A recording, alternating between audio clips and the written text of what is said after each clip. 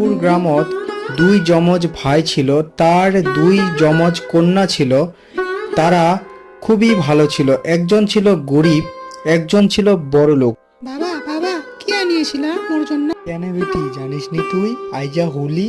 হোলির উপলক্ষে তোর জন্য আমি রং আনিয়ং আর আবির আনিয়ং বেটি। চেঁচায় বাবা, রং আর আবির আনিয়েস না কইতেই আনিয়েস মোর ভালো বাবা। তুই এই রং আর আবির কিন্তু তোর জন্য আনিয়ং, কাকো দিবানাইস কিন্তু।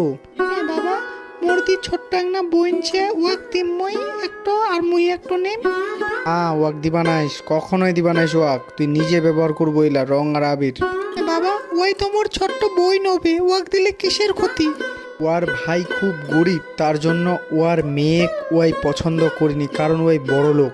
আরেকদিকে ওয়ার গরিব ভাই দুঃখে জীবনযাপন করিল। বাবা বাবা মুইও রং খেলাম, আইজা বলে রং, আইজা মুইও রং খেলাম। নাই মা, গরিব মানুষের রং খেলা কখনোই হয়নি।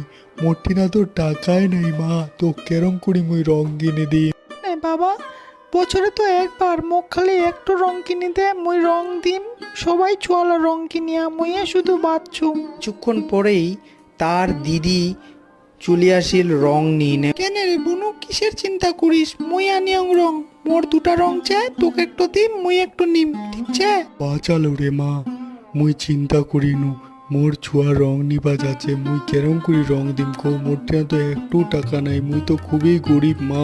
নাই ছোট বাবা, তুই চিন্তা করিস না, মুই ছুং না।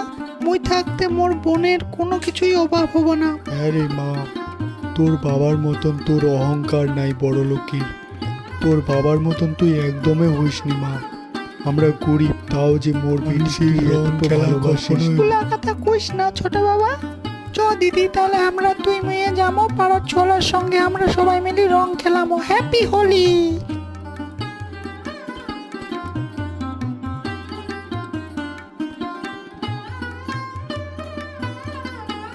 এই গল্প থেকে বোঝা যায় যে কোনো গরিব বা বড়লোক দিনে কোনো হোলি উৎসব পালন করা হয়নি।